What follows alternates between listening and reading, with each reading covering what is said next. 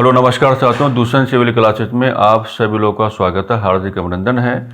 जैसे कि आप भली भांति परिचित हैं कि सूर्यकिरण बैच के माध्यम से शिक्षण अभिरुचि के संदर्भ में अध्ययन और अध्यापन का कार्य हम लोगों ने मिलकर के प्रारंभ कर लिया है। ऑलरेडी कई सारे लेक्चर्स आपके सामने शिक्षण अभिरुचि के संदर्भ में आ चुके हैं। फिलहाल आपकी क्लास में शिक्षण अभिरुचि के संदर्भ में जो चर्चा का मुख्य विषय बना हुआ है वो भारतीय शिक्षा पद्धति या भारतीय शिक्षा व्यवस्था ही बना हुआ है। और भारतीय शिक्षा पद्धति या भारतीय शिक्षा व्यवस्था का जो आधुनिक संदर्भ है उसके रिगार्डिंग आज आपकी अंतिम क्लास है। यानी कि कल से शिक्षण अभिरुचि के संदर्भ में जो आप लोगों की कक्षाएं प्रारंभ होंगी वो उसी पैटर्न पर प्रारंभ होगी जैसा आपका पाठ्यक्रम कहता है। यानी कि उसने लिखा हुआ है भारतीय शिक्षा पद्धति या भारतीय शिक्षा व्यवस्था, उसके आगे जो नाना प्रकार के आपके कमीशंस हैं या उसके आगे जो नाना प्रकार के एजुकेशनल इंस्टीट्यूशंस आपको दिए गए हैं उन्हीं को हम आधार बना करके क्या है अपनी चर्चा को आगे बढ़ाते रहेंगे। अभी हाल ही में एक वीडियो के माध्यम से आपको अवगत करा दिया गया था कि शिक्षण अभिरुचि का जो समय होगा वो प्रतिदिन आपको 10 बजे एक वीडियो मिलेगी। तो 10 बजे का आप लोग इंतजार कर सकते हैं और तुरंत आप वीडियो के साथ अपना जुड़ाव कर सकते हैं और अपने आप को क्या है लाभान्वित करा सकते हैं। अंतिम क्लास का डिस्कशन जो हुआ था मैकाले घोषणा पत्र के संदर्भ में हुआ था और मैकाले घोषणा पत्र को जो हमने आसान बनाया था अपनी चर्चा के माध्यम से वो शिक्षा के अधोमुखी सिद्धांत के माध्यम से बनाया था। मैकाले घोषणा पत्र की ओर से आपको क्या क्या कैलकुलेशन करनी थी या शिक्षा के अधोमुखी सिद्धांत की ओर से आपको अपनी क्या क्या रेस्पेक्टिव कैलकुलेशंस करके चलनी थी, वो तमाम प्रकार की बातें ऑलरेडी आपके सामने क्या है इस्टेब्लिश करा दी गई हैं। अब आज का जो विषय रहेगा वो मैकाले घोषणा पत्र या शिक्षा के अधोमुखी सिद्धांत का अगला चरण है और इसको कहा जाता है वुड डिस्पैच एक्ट। क्या कहा जाता है? वुड डिस्पैच एक्ट कहा जाता है। इससे भी सवाल काफ़ी अच्छे खासे आपके एग्जामिनेशन में बनते रहते हैं और किस प्रकार से इसकी कैलकुलेशन आपके सामने आ जानी चाहिए, आइए हम सभी लोग मिलकर के क्या है प्रॉपर ड्राफ्टिंग्स यहाँ पर करते हैं और अपने हिसाब से क्या सवालों को बाहर निकालने का प्रयास करते हैं। तो मेन हेडिंग क्या रहेगा? मेन हेडिंग रहेगा आपका वुड डिस्पैच एक्ट। क्या कहेंगे? वुड डिस्पैच एक्ट कहेंगे। आइए मेन हेडिंग क्या रहेगा आपका? Wood dispatch act. ये जो एक्टिविटी है कब की है? 1854 एडी की क्या है एक्टिविटी है। अब शुरुआत में इसके बारे में आपको क्या क्या बताना आ जाना चाहिए। सबसे पहले तो आप ये बताएंगे कि ये जो आपका वुड डिस्पैच एक्ट है इस समय आपको ये बता के चलना पड़ेगा कि गवर्नर जनरल ऑफ इंडिया कौन है। सबसे पहली बात, governor general of India, governor general of India कौन है। तो आप देख पाएंगे कि इस समय जो गवर्नर जनरल ऑफ इंडिया है आप नाम किसका उठाएंगे? लॉर्ड डलहौजी। लॉर्ड डलहौजी, ठीक है। किसका नाम प्रमोट करेंगे? लॉर्ड डलहौजी का नाम प्रमोट करके चलेंगे। साथ ही साथ आपको यह बताना पड़ेगा कि ये जो आपका वुड डिस्पैच एक्ट है ना, या तो आप कह सकते हैं कि भाई इसके प्रेसिडेंट कौन है, या फिर आप कह सकते हैं कि भाई इसके चेयरमैन कौन है, या फिर अगर आपको हिंदी में कोई अच्छी बात कहनी है तो आप ये कह सकते हैं कि किसकी अध्यक्षता में इसका प्रस्तुतिकरण किया गया। सीधा ऐसा कह लो कि किसकी अध्यक्षता में इसका प्रस्तुतिकरण किया गया, किसकी अध्यक्षता में इसका प्रस्तुतिकरण किया गया। तो यहां पर आपका जो आंसर आ जाना चाहिए, यहां पर आपका आंसर आ जाना चाहिए चार्ल्स वुड। क्या कहेंगे? चार्ल्स वुड की अध्यक्षता में वुड डिस्पैच एक्ट जो आपका है उसका प्रस्तुतिकरण आपके सामने किया गया। आप जान पा रहे होंगे कि ये जो आपका वुड डिस्पैच एक्ट है इससे एक बहुत ही इंपॉर्टेंट सवाल बहुत बार क्या है आपकी परीक्षाओं में जनरेट होता रहता है। इसको पता क्या कहा जाता है? इसको कहा जाता है भारत में आधुनिक शिक्षा का मैग्ना कार्टा। क्या कहा जाता है? भारत में आधुनिक शिक्षा का मैग्ना कार्टा इसको कहा जाता है। ये सवाल कई बार आपकी परीक्षाओं में आ चुका है। भारत में आधुनिक शिक्षा का मैग्ना कार्टा आप किस डॉक्यूमेंट को कहना चाहेंगे, तो वहाँ पर जो आपका प्रॉपर आंसर हो जाना चाहिए, वहाँ पर प्रॉपर आंसर आपका क्या आ जाना चाहिए, वुड डिस्पैच एक्ट आपका प्रॉपर आंसर आ जाना चाहिए। अब अगर कोई आपसे ये पूछने की बात करे कि वे वुड डिस्पैच एक्ट को ही क्यों भारत में आधुनिक शिक्षा का मैग्ना कार्टा कहा जाता है, तो आप उसको क्या जवाब देंगे? आप उसको ये जवाब देंगे कि भाई जहां तक मामला भारत में आधुनिक शिक्षा के विकास का है, क्या कहा हमने, जहां तक मामला भारत में आधुनिक शिक्षा के विकास का है, तो वुड डिस्पैच एक्ट जो है ये भारत में आधुनिक शिक्षा के विकास के संदर्भ में एक मील का पत्थर साबित हुआ।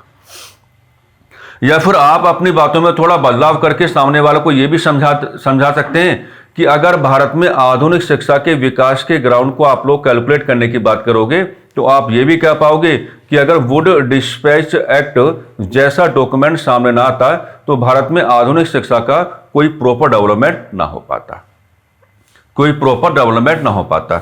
जैसे हम आपको एक तरीका दे देते हैं, अगर कोई आपसे सवाल जवाब करे तो हम आपको एक अच्छा तरीका दे देते हैं कि ये जो आपका वुड डिस्पैच एक्ट है इसको कैलकुलेट करने का वेरी साइंटिफिक वे हम आपको यहाँ पर क्या दे देते हैं। देखो ये जो आपका वुड डिस्पैच एक्ट है इसके साथ क्या जोड़ दो, इसके साथ मैकाले घोषणा पत्र का जुड़ाव करो। मैकाले डिक्लेरेशन कह सकते हैं, माइन्यूट कह सकते हैं, मैकाले घोषणा पत्र का जुड़ाव करो। और मैकाले घोषणा पत्र के साथ साथ किसका जुड़ाव करो, शिक्षा के अधोमुखी सिद्धांत का जुड़ाव करो। किसका जुड़ाव करो, शिक्षा के अधोमुखी सिद्धांत का जुड़ाव करो। शिक्षा के अधोमुखी सिद्धांत का आप लोग क्या है जुड़ाव करके चलेंगे। ओके, और फिर आपको यहां पर क्या कहने का मौका मिल जाएगा, फिर आपको यहां पर यह कहने का मौका मिल जाएगा कि मामला चाहे मैकाले घोषणा पत्र का हो या मामला चाहे शिक्षा के अधोमुखी सिद्धांत का हो, ठीक है, इनकी जो आवश्यक बुराइयां रहीं, इनकी जो आवश्यक बुराइयां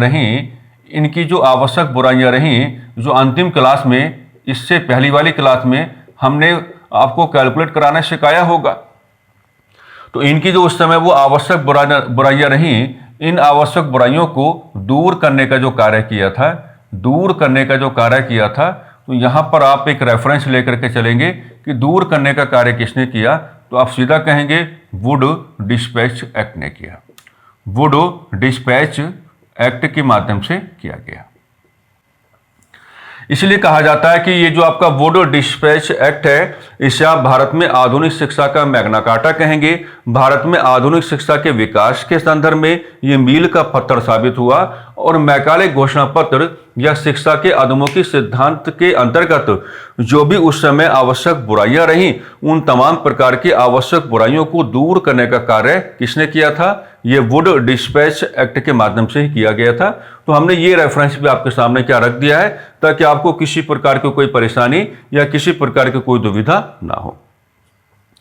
अब यहां पे हम आपको कुछ नया सिखाते हैं। देखिए, मैंने लास्ट क्लास में भी आपको सिखाया होगा और ये तो खैर चलता रहेगा कि जब आप कैलकुलेशन करते हैं तो कैलकुलेशन करने के साथ साथ आप ना हमेशा बहुत बड़े आक्रमण किया करो। बहुत बड़े आक्रमण करने का मतलब पता क्या होता है, आप कुछ ऐसी शब्दावलियों को सहारा बनाया करो कि अगर वो शब्दावलियां परीक्षा में आ जाएं तो आपको एक तो दिक्कत हो सकती है, लेकिन अगर आप उन पर पहले से ही कैलकुलेशन करके चलोगे तो आपको दिक्कत नहीं होगा, और जो कैलकुलेशन नहीं कर पाएगा उसको थोड़ी परेशानी का सामना करना पड़ सकता है।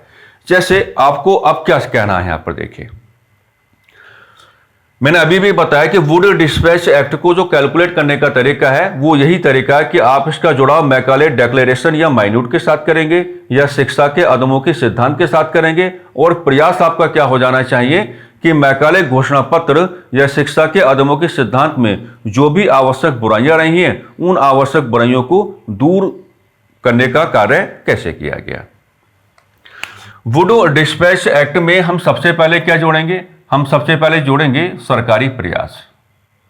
सरकारी प्रयास, आप चाहें तो आप इसको सरकारी प्रयास कह सकते हैं, आप चाहें तो आप इसको सरकारी जिम्मेदारी भी कह सकते हैं, आप इसको सरकारी जिम्मेदारी भी कह सकते हैं, आप इसको सरकारी जिम्मेदारी भी कह सकते हैं। और इंग्लिश में इसको कहने का तरीका एक बहुत अच्छा हो सकता है जिसको हम कहेंगे स्टेट स्पॉन्सर्ड। क्या कहेंगे, state sponsored education, state sponsored education आप कहेंगे। यानी कि कुल मिलाकर के हम आपको ये समझाने की बात कर रहे हैं कि वुड डिस्पैच एक्ट को आधार बना करके भारत में आधुनिक शिक्षा के विकास के संदर्भ में आपको सरकारी प्रयासों को कैलकुलेट करना है, सरकार की जिम्मेदारी को कैलकुलेट करना है। और मेरे प्यारे साथियों, जब ये कहा जाता है कि स्टेट स्पॉन्सर्ड एजुकेशन, तो इसका मतलब क्या हो जाता है? शिक्षा दिए जाने की जिम्मेदारी कौन लेता है? वो राज्य लेता है। शिक्षा दिए जाने की जिम्मेदारी कौन लेता है? राज्य लेता है। या लोगों को शिक्षित किए जाने की जिम्मेदारी कौन लेता है? वो राज्य लेकर के चलता है। अब क्या है, अब एक जैसे लास्ट क्लास में हमने कैलकुलेशन किया होगा, हम दोबारा फिर क्या बनाते हैं? मान लीजिए इंडियन सोसाइटी दोबारा हम बना लेते हैं। हम दोबारा क्या बना लेते हैं? मान लीजिए इंडियन सोसाइटी हम यहां पर दोबारा बना लेते हैं। और इंडियन सोसाइटी की हम क्या करेंगे? तीनों लेयर हम यहां पे बना के चलेंगे। यानी कि सबसे पहले क्या होगा? अपर लेयर आपको दिखाई पड़ेगा। उसके बाद क्या होगा? आपको मिडिल लेयर आपको दिखाई पड़ेगा। और लास्ट वन क्या होगा? आपका लोअर लेयर आपका होगा। उच्च वर्ग, मध्यम वर्ग और आपका क्या है? निम्न वर्ग। जब आपने शिक्षा के अधोमुखी सिद्धांत को कैलकुलेट करने की बात करी थी, या जब आपने मैकाले माइन्यूट या मैकाले घोषणा पत्र को कैलकुलेट करने की बात करी थी, तो वहां तो हम लोग यही जान पा रहे थे ना कि सरकार की जिम्मेदारी केवल क्या रही कि हम तो केवल किसको करेंगे? उच्च वर्ग को ही शिक्षित कराने का कार्य करेंगे। लेकिन देखो यहां पर अब क्या दिया गया है कि जो स्टेट स्पॉन्सर्ड एजुकेशन होगा या शिक्षा के विकास के संदर्भ में जो सरकारी प्रयास होंगे या जो सरकारी जिम्मेदारी होगी, अब उसमें क्या होगा? अब उसमें सरकार जो है उच्च वर्ग को शिक्षित कराएगी, डजंट मैटर। सरकार क्या उच्च वर्ग को शिक्षित कराएगी, डजंट मैटर। लेकिन उच्च वर्ग को शिक्षित कराए जाने के साथ साथ जो सरकार है वो अब क्या कहती है कि भाई हम क्या है, हम मध्यम वर्ग को भी शिक्षित कराएंगे और हम क्या है, निम्न वर्ग को भी क्या है, शिक्षित कराएंगे। यानी कि भारतीयों को शिक्षित किए जाने के संदर्भ में सरकार ने अपनी जिम्मेदारी का विस्तार कर लिया है। यानी कि भारतीयों को शिक्षित किए जाने के संदर्भ में सरकार ने अपनी जिम्मेदारी का क्या है, विस्तार कर लिया है। और इन्हीं सब तमाम प्रकार की बातों को आधार बना करके अब यहां पर कुछ ऐसे सेंटेंसेस आप लोग को उठा करके चलेंगे जो सेंटेंसेस क्या है, जनरली आपके परीक्षा में पुटअप किए जा सकते हैं। जैसा तरीका क्या होगा, आ जाओ देख लो। यही काम तो आपको करके चलना है। जैसे नंबर 1 आप क्या कहेंगे? वुड डिस्पैच एक्ट को आधार बना करके क्या कहेंगे? तो नंबर 1 कहेंगे कि भारतीयों को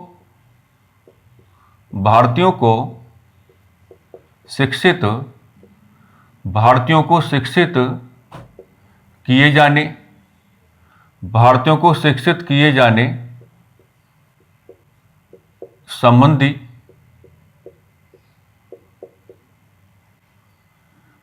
सरकारी जिम्मेदारी का विस्तार हुआ। सरकारी जिम्मेदारी का विस्तार हुआ। आप देख पा रहे हैं, सरकारी जिम्मेदारी का विस्तार हुआ।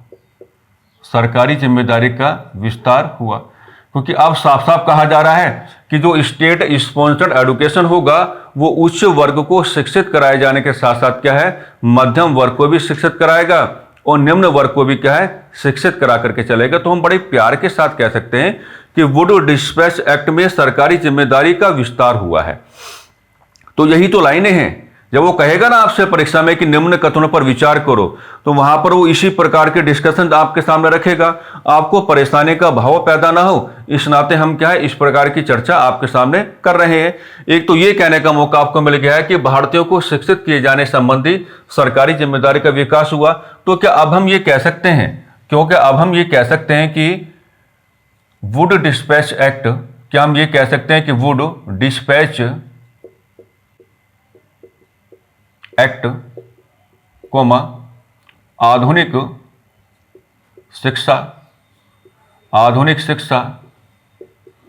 आधुनिक शिक्षा प्रदान कराए जाने के संदर्भ में, आधुनिक शिक्षा प्रदान कराए जाने के संदर्भ में, आधुनिक शिक्षा प्रदान कराए जाने के संदर्भ में समाजवादी व्यवहार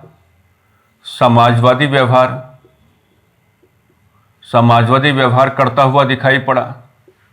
समाजवादी व्यवहार करता हुआ दिखाई पड़ा। अब तो आपको ये कह करके चलना पड़ेगा क्योंकि अब इसमें केवल उच्च वर्ग को ही शिक्षित कराए जाने की बात नहीं हो रही है, अब इसमें क्या है कि संपूर्ण भारतीय समाज को शिक्षित कराए जाने की बात हो रही है।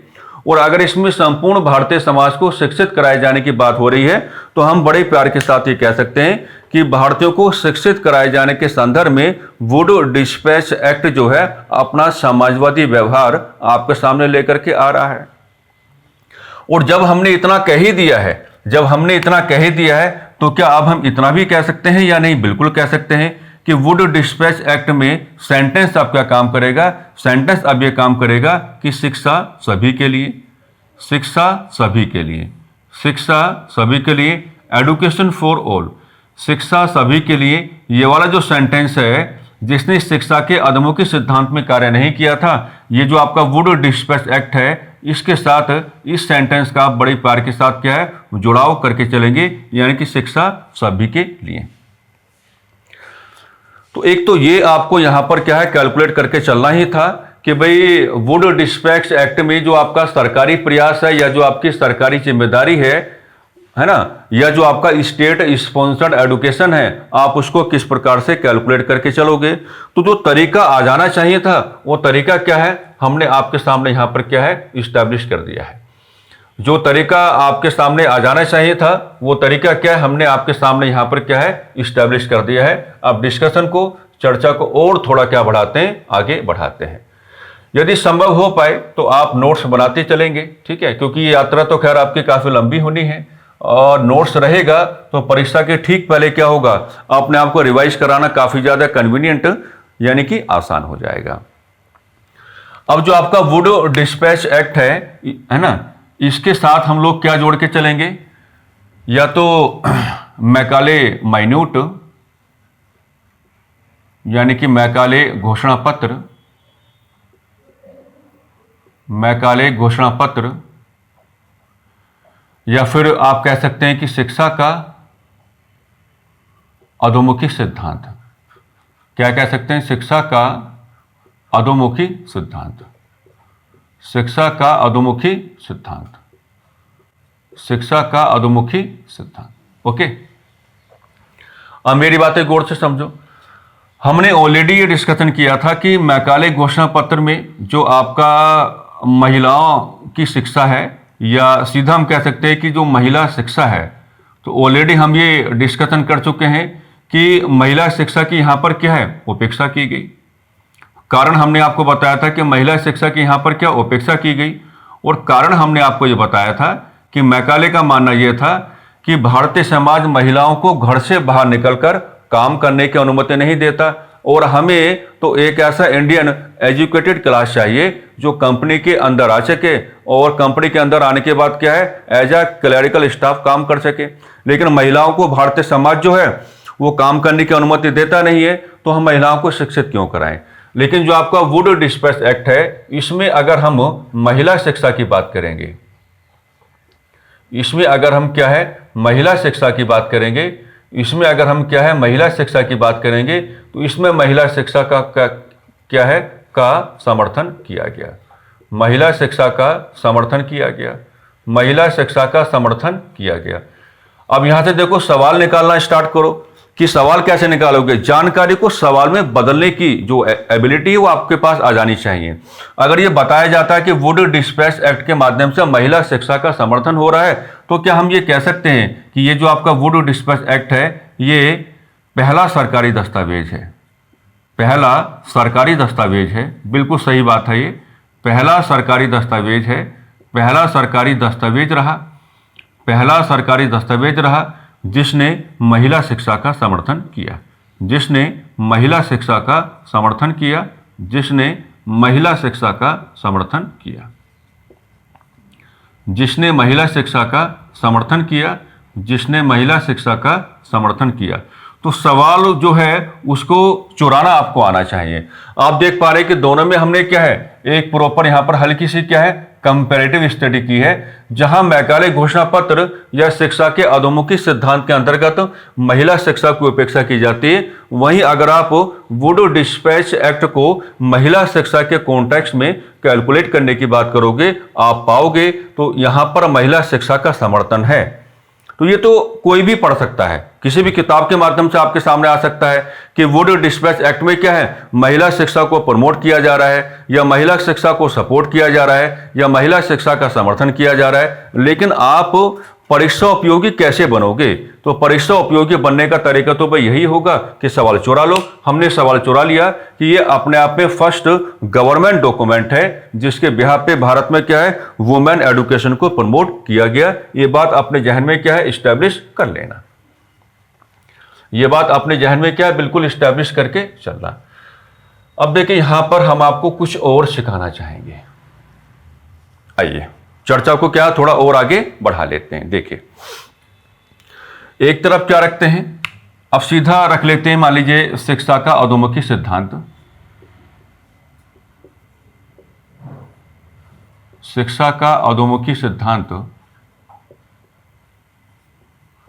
शिक्षा का अधोमुखी सिद्धांत, या पूरा ही लिख लेते हैं, पूरा ही लिख लेते हैं। साथ में क्या चलता है, मैकाले, मैकाले घोषणा पत्र, मैकाले घोषणा पत्र। ठीक है, अब मैकाले घोषणा पत्र ने आपको क्या सिखाया, तो यहां पर हम क्या कहेंगे, मैकाले घोषणा पत्र साफ साफ कहता है, क्या कहता है, मैकाले घोषणा पत्र साफ साफ कहता है कि भी देखिए ऐसा है कि अगर आप बात करेंगे किसकी, एडुकेशन की, अगर आप बात करेंगे एडुकेशन की यानी कि शिक्षा की अगर आप बात करते हैं, अगर आप एडुकेशन की बात करते हैं, तो मैकाले घोषणा पत्र ने साफ साफ कहा कि करैक्टर क्या होगा, करैक्टर क्या होगा, तो करैक्टर क्या होगा आपका, करैक्टर होगा आपका मॉडर्न, करैक्टर क्या हो जाएगा आपका मॉडर्न, और नेचर ऑफ एडुकेशन क्या हो जाएगा, सॉरी नेचर तो मॉडर्न हो ही गया, ठीक है, मीडियम क्या हो जाएगा, माध्यम क्या हो जाएगा, तो माध्यम आपका क्या हो जाएगा, साफ साफ कहा गया था कि इंग्लिश लैंग्वेज। ये बात साफ साफ आपके सामने रखी गई थी कि इंग्लिश लैंग्वेज यानी कि आधुनिक शिक्षा जो भारतीयों को अवेलेबल कराई जाएगी उसका माध्यम क्या होगा, अंग्रेजी माध्यम होगा। ये कहाँ कहा गया, ये आपके शिक्षा के अधोमुखी सिद्धांत या मैकाले घोषणा पत्र के माध्यम से आपके सामने रखा गया। अब देखो अगर इस डिस्कशन के साथ हम यहाँ पर किसको अप्लाई करते हैं, वुड डिस्पैच एक्ट।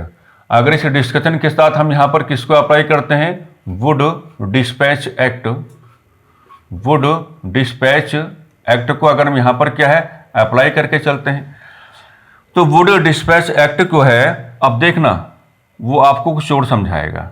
एक ऐसे बना लो ट्रायंगल प्यार के साथ, इस तरीके से क्या है, ऐसे एक ट्रायंगल आप बना लो। ये मान लीजिए हमने क्या बनाया, एक ट्रायंगल हमने ये बनाया। तो देखो वुड डिस्पैच एक्ट जो है अब ये आपको क्या समझाएगा, ये आपको ये समझाया कि भाई एक काम करो, यहां पर 3 प्रकार की लेयर बना लो। जैसे आपका क्या है, प्राइमरी एडुकेशन, प्राइमरी एडुकेशन, यहां पर क्या बना लो, इंटरमीडिएट एडुकेशन, इंटरमीडिएट एडुकेशन, बहुत प्यार से इस कैलकुलेशन को समझना। और यहां पर क्या बना लो, हायर एडुकेशन, उच्च शिक्षा जिसको आप कहते हैं, हायर एडुकेशन जिसको आप हिंदी में क्या कहते हैं, उच्च शिक्षा कहते हैं, हायर एडुकेशन। अब ये वुड डिस्पैच एक्ट आपको ये बताना चाहता है कि ये जितना भी आपने बनाया है, ये जितना भी आपने ट्रायंगल के बिहाफ पे बनाने की बात की है, इसमें जो शिक्षा का चरित्र होगा, इसमें जो शिक्षा का चरित्र होगा, इसमें जो नेचर ऑफ एडुकेशन होगा, इसमें जो शिक्षा का चरित्र होगा, वो तो क्या रहेगा आपका, आधुनिक ही रहेगा। वो तो क्या रहेगा आपका, आधुनिक ही रहेगा। क्या रहेगा, आधुनिक ही रहेगा। लेकिन यहाँ पर कुछ बदलाव किए गए हैं, यहाँ पर क्या है, कुछ बदलाव किए गए हैं। और इन बदलावों को आप किस प्रकार से कैलकुलेट करके चलोगे, तो देखो जो प्राइमरी एडुकेशन है, प्राइमरी एडुकेशन में साफ साफ कहा गया कि एडुकेशन कैसा होगा, मॉडर्न होगा। एडुकेशन कैसा होगा, मॉडर्न होगा, यानी कि कैसा होगा, आधुनिक होगा।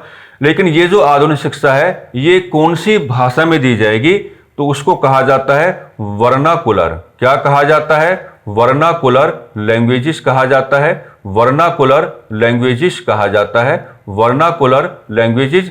यानी कि जो प्राइमरी एजुकेशन है वो भारत की क्षेत्रीय भाषाओं में क्या है, उपलब्ध कराई जाएगी। जो प्राइमरी एजुकेशन है वो भारत की क्या है, क्षेत्रीय भाषाओं में क्या है, अवेलेबल कराई जाएगी। इंटरमीडिएट में साफ साफ कहा गया कि भैया देखो ऐसा है कि एजुकेशन क्या होगी, मॉडर्न ही होगी, लेकिन अब इसमें क्या होगा कि हम लोग इंग्लिश लैंग्वेज का भी यूज करेंगे। इंग्लिश लैंग्वेज के साथ साथ क्या है, इंग्लिश लैंग्वेज के साथ साथ क्या है, जो आपकी वर्नाकुलर लैंग्वेजेज हैं, जो आपकी वर्नाकुलर लैंग्वेजेज हैं उनका भी इस्तेमाल किया जाएगा, उनका भी क्या इस्तेमाल किया जाएगा। यानी कि माध्यमिक स्तर की जो आपकी शिक्षा होगी, माध्यमिक स्तर की शिक्षा का चरित्र तो आधुनिक रहेगा, लेकिन इसमें क्या होगा, शिक्षा आपको अंग्रेजी भाषा में भी उपलब्ध कराई जाएगी और भारत की जो आपकी क्षेत्रीय भाषाएं हैं उनमें भी क्या उपलब्ध कराई जाएगी।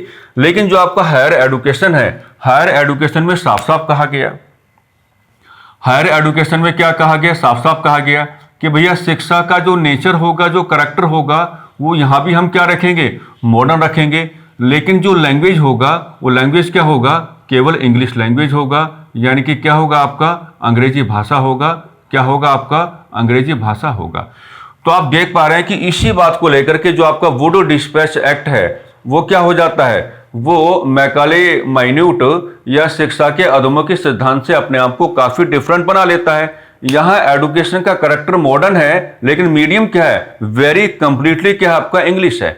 यहां भी शिक्षा का चरित्र तो आधुनिक बताया गया है, लेकिन एक पैटर्न दिया गया है कि प्राइमरी एजुकेशन पर एजुकेशन मॉडर्न होगा, लेकिन भारत की क्षेत्रीय भाषाओं में उपलब्ध कराई जाएगी। माध्यमिक स्तर पर भी क्या है, एजुकेशन क्या होगी, मॉडर्न होगी, लेकिन भारत की क्षेत्रीय भाषाओं के साथ साथ अंग्रेजी भाषा में भी उपलब्ध कराई जाएगी।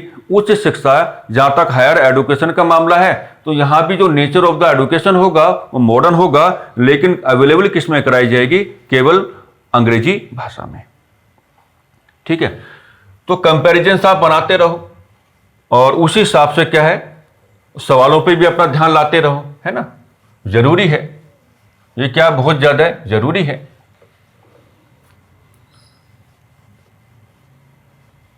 अब देखिएगा, अब कुछ बातें हम आपको अलग से समझा देते हैं। मान लीजिए सपोज दैट आपने रेफरेंस किसका लिया, वुड डिस्पैच एक्ट का लिया, वुड डिस्पैच एक्ट, समय क्या लिया था अपना 1854 एडी का समय आपने यहां पे लिया था। अब आप इसके कुछ मेजर प्रोविजंस कैलकुलेट करेंगे, मुख्य प्रावधान जिनको हिंदी में कहते हैं, मुख्य प्रावधान अलग से।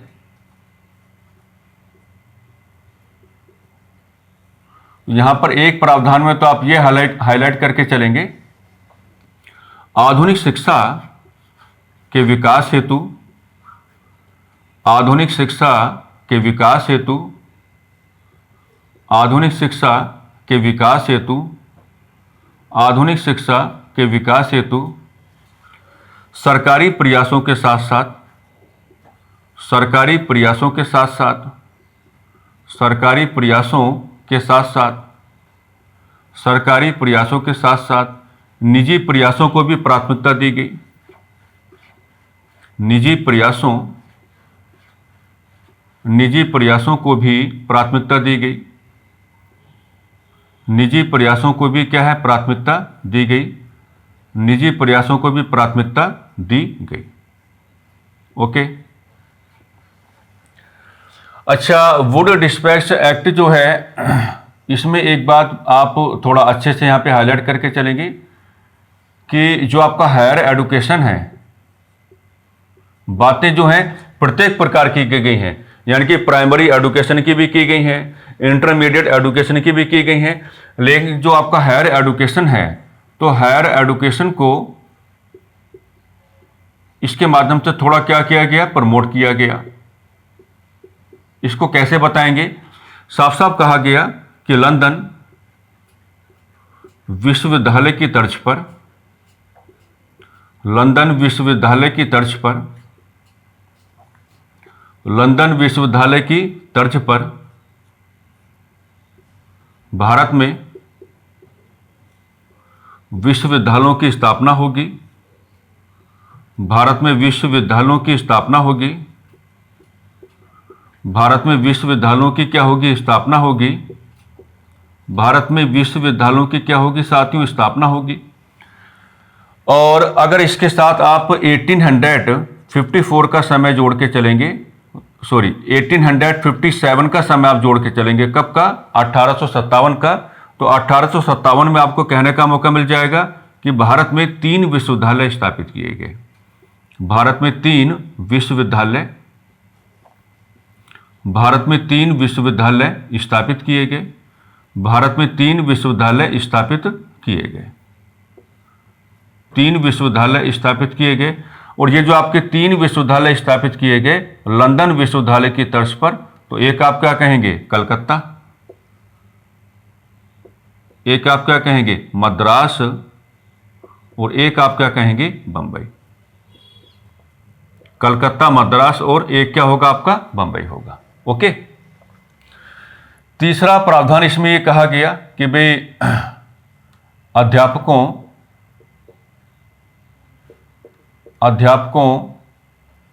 के शैक्षणिक, या इसको ऐसे लिखते हैं, अध्यापकों के प्रशिक्षण, अध्यापकों के प्रशिक्षण हेतु, अध्यापकों के प्रशिक्षण हेतु प्रशिक्षण केंद्रों की स्थापना की जाए। प्रशिक्षण केंद्रों की स्थापना की जाए। प्रशिक्षण केंद्रों की स्थापना की जाए। प्रशिक्षण केंद्रों की स्थापना की जाए। तो ये कुछ अदर प्रोविजंस हम आपको दिखा रहे हैं। इसमें साफ साफ कहा गया कि भारत में आधुनिक शिक्षा के विकास हेतु सरकारी प्रयासों के साथ साथ क्या है, निजी प्रयासों को भी अब प्राथमिकता देकर के चलनी पड़ेगी।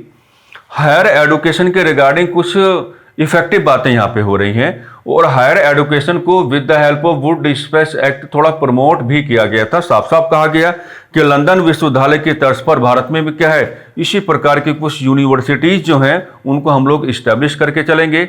ये मामला 1854 में कैलकुलेट हो रहा था, लेकिन 1857 में क्या हो गया, भारत में 3 विश्वविद्यालय लंदन विश्वविद्यालय की तर्ज पर ही स्थापित किए गए। Calcutta university, Madras university and Bombay university. इसमें साफ साफ कहा जाता है कि भाई आधुनिक शिक्षा का विकास तो ठीक है, सरकारी प्रयास भी आ रहे हैं, निजी प्रयास भी शामिल हो रहे हैं, लेकिन आधुनिक शिक्षा अपने डेवलपिंग फेज को अच्छे से तो आगे तभी बढ़ा पाएगी जब हम अध्यापकों को क्या है, प्रशिक्षण दिए जाने की बात भी करेंगे। तो वुड डिस्पेच एक्ट में साफ साफ कहा जाता है कि भैया अध्यापकों को क्या दिया जाए, ट्रेनिंग दी जाए, यानी कि प्रशिक्षण दिया जाए, ताकि अध्यापन क्या हो जाए, प्रभावी बन जाए। और अध्यापन अगर प्रभावशाली होगा या इफेक्टिव बनेगा तो मॉडर्न एजुकेशन अपने डेवलपिंग फेज को क्या है, बड़े प्यार के साथ क्या आगे बढ़ा पाएगी। ठीक है, ये बातें आपको यहां पर कह करके चल रही हैं। अच्छा, इसमें यह भी कहा जाता है कि ब्रिटिश भारतीय प्रांतों में ब्रिटिश भारतीय प्रांतों में